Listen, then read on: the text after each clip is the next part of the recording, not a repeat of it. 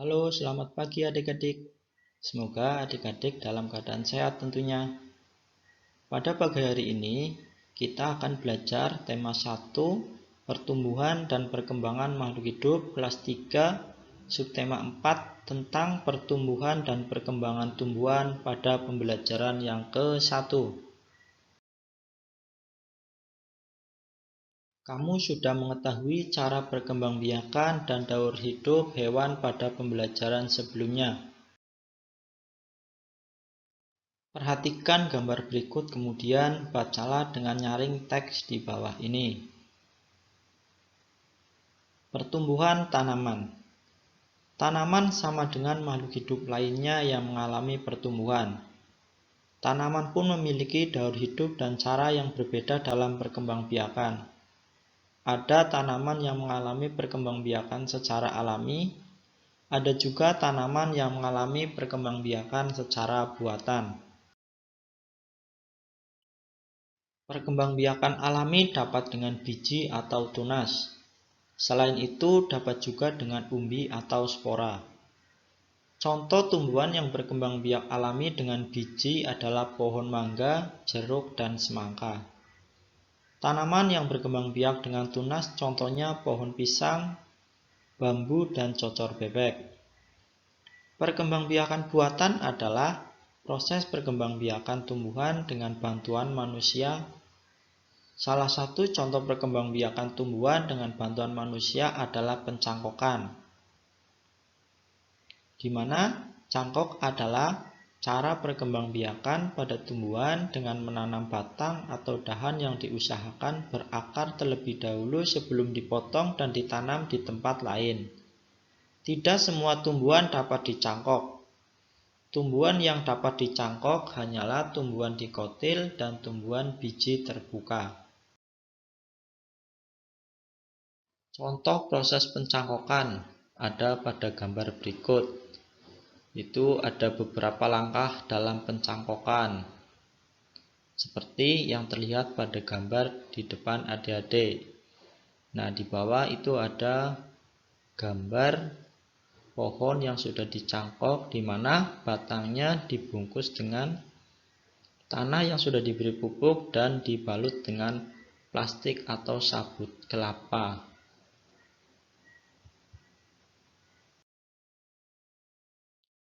Selain cara berkembang biak yang berbeda-beda, tumbuhan juga memiliki bentuk dan warna daun yang berbeda-beda. Mari kita mengenal berbagai tumbuhan dan cara berkembang biaknya. Caranya dengan membuat buku yang berisi berbagai macam daun di sekitar. Lakukan langkah-langkah kegiatan seperti berikut ini. Pertama, bentuklah kelompok yang terdiri atas 5 orang siswa, di mana nanti adik-adik bisa membuat bersama dengan anggota keluarga. Langkah kedua yaitu diskusikanlah bersama kelompokmu hal-hal berikut. A. Bahan dan alat yang diperlukan. B. Jumlah daun yang akan dikumpulkan. C. Banyak daun yang harus dikumpulkan oleh masing-masing anggota. Langkah ketiga yaitu upayakan daun yang diambil adalah daun yang sudah kering dan terjatuh. Hal ini dilakukan agar tidak merusak tanaman. Ambil daun kering lebih banyak untuk kegiatan selanjutnya.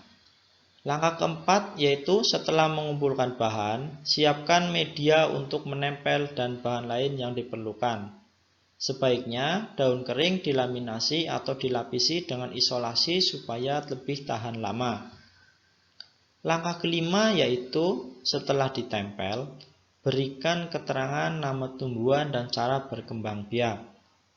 Dan langkah yang keenam yaitu berikan identitas kelompok pada lembar paling awal.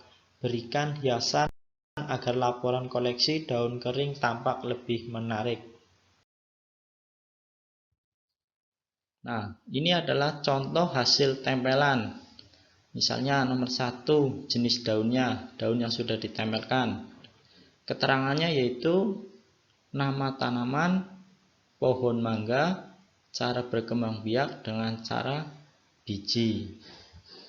2. Jenis daun ditempelkan pada kolom jenis daun, keterangannya yaitu nama tanaman, cocor bebek, cara berkembang biak dengan tunas. Nanti adik-adik bisa mencari jenis daun apa saja yang ada di sekitar adik-adik. Lalu ditulisi nama tanaman dan cara berkembang biaknya itu dengan cara apa.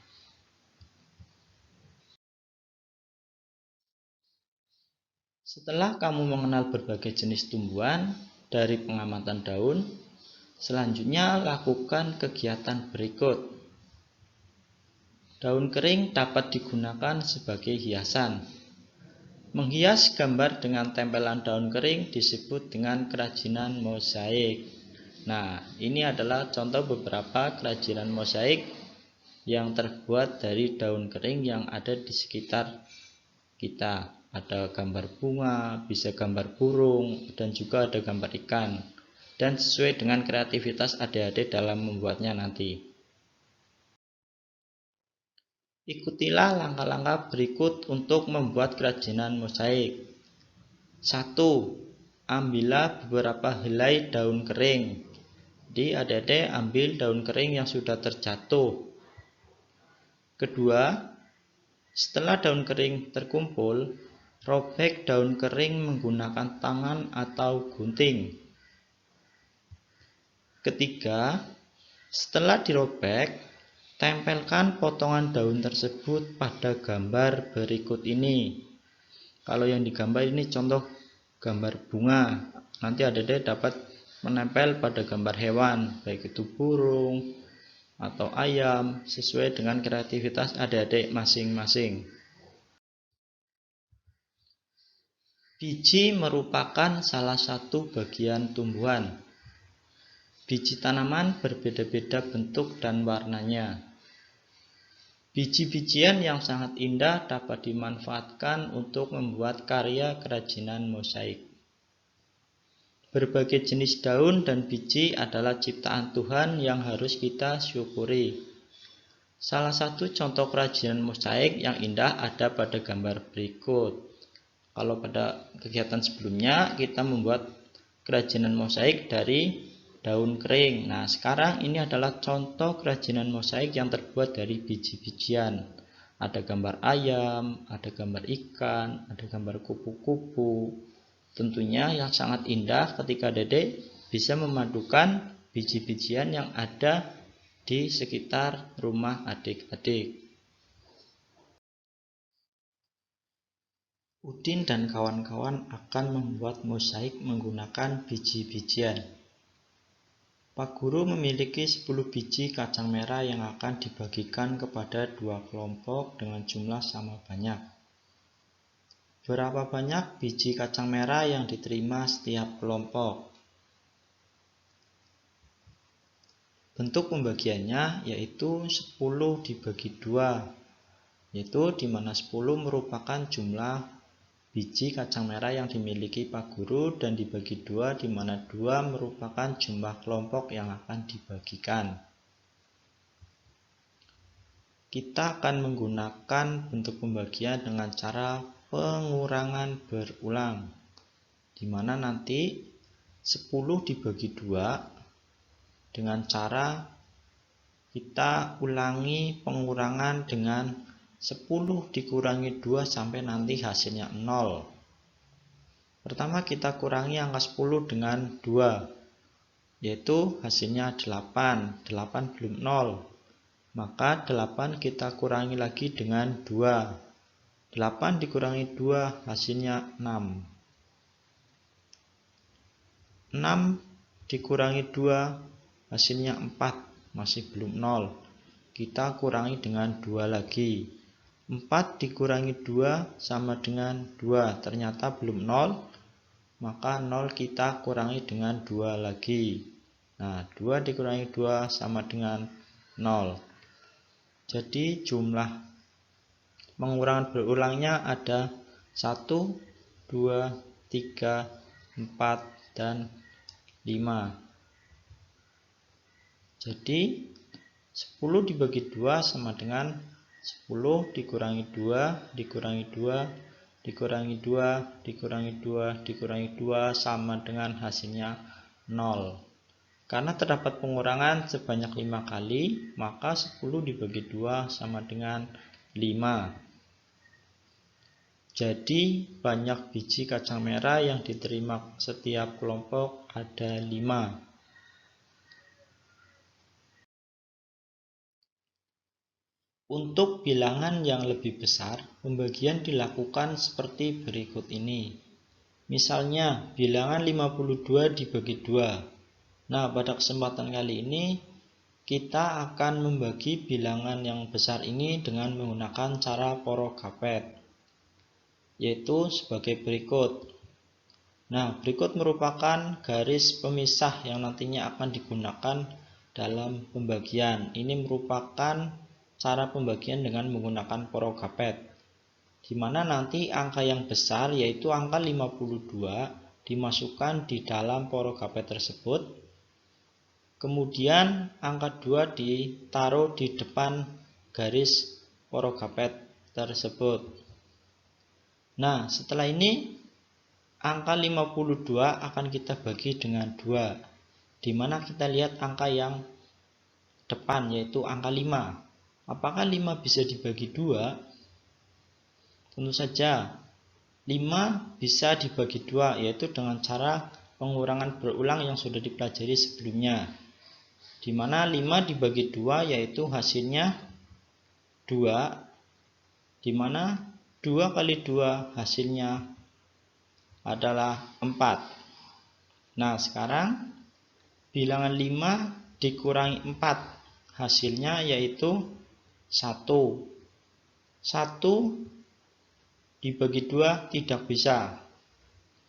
Nanti kita turunkan angka 2, yaitu menjadi 12. 12 sekarang dibagi 2. Bisa apa tidak ya Dedek? Tentu saja bisa. 12 dibagi 2 kita cari dengan cara pengurangan berulang tadi. Nah, setelah Pak Guru hitung, 12 dibagi 2 hasilnya yaitu 6. 6 dikali 2 hasilnya yaitu 12. Sekarang 12 dikurangi 12 yaitu hasilnya 0. Jadi 52 dibagi 2 hasilnya 26. Sebuah perkebunan memberikan 126 bibit pohon mangga untuk Udin dan 5 temannya. Pemilik perkebunan ingin memberikan bibit kepada 6 anak sama banyak. Berapa bibit pohon yang diterima oleh setiap anak? Bentuk pembagiannya yaitu 126 dibagi 6, di mana 126 yaitu berasal dari bibit yang akan diberikan dan 6 adalah yang akan diberikan kepada kelompok atau 6 anak tersebut. Maka bentuk pembagiannya yaitu 126 dibagi 6. Mari kita hitung berapa hasilnya. Sama seperti tadi, pada bentuk pembagian kali ini kita akan menggunakan cara yaitu porogapet. Nah, itulah garis porogapetnya. Nanti angka yang besar yaitu angka 126 kita masukkan ke dalam dan angka 6 kita taruh di depan. Sekarang kita lihat angka yang ada di dalam porogapet. Angka depan sendiri yaitu angka 1.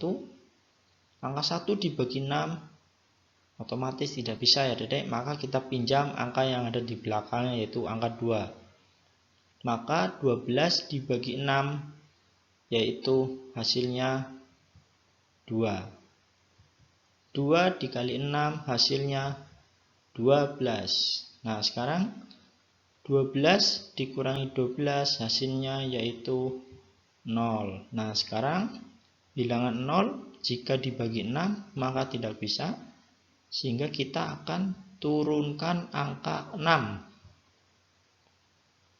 Sekarang 6 dibagi 6 hasilnya yaitu 1. Sekarang 1 dikali 6 yaitu hasilnya 6. Nah, sekarang tinggal 6 dikurangi 6 maka hasilnya yaitu 0. Jadi 126 dibagi 6 hasilnya yaitu 21. Budi membagi 153 biji salak kepada 3 orang temannya. Setiap anak mendapat biji salak sama banyak. Berapa banyak biji yang diterima setiap anak?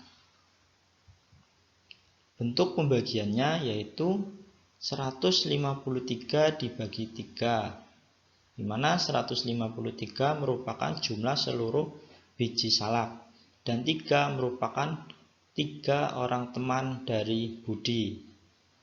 Samarnya seperti kegiatan yang tadi, kita akan melakukan pembagian dengan cara menggunakan porogapet, di mana angka yang besar kita masukkan lagi ke dalam garis porogapet, yaitu angka 153, dan angka 3 kita taruh di depan porogapet.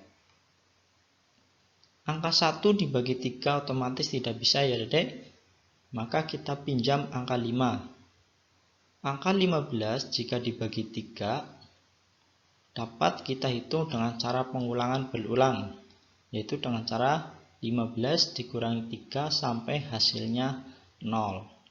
Setelah dihitung, 15 dibagi 3 ternyata hasilnya yaitu 5, dimana 5 dikali 3 hasilnya yaitu 15. 15 dikurangi 15 hasilnya yaitu 0. 0 dibagi 3 tidak bisa, maka kita turunkan angka 3. Sekarang 3 dibagi 3 yaitu hasilnya 1. 1 dikali 3 hasilnya 3. Sekarang 3 dikurangi 3 yaitu hasilnya adalah 0. Jadi 153 dibagi 3 hasilnya yaitu 51. Oke adik-adik, itulah pertemuan pada kali ini, yaitu tentang pertumbuhan dan perkembangan makhluk hidup kelas 3 subtema 4, pertumbuhan dan perkembangan tumbuhan pada pembelajaran yang ke-1. Sampai jumpa di pembelajaran yang selanjutnya.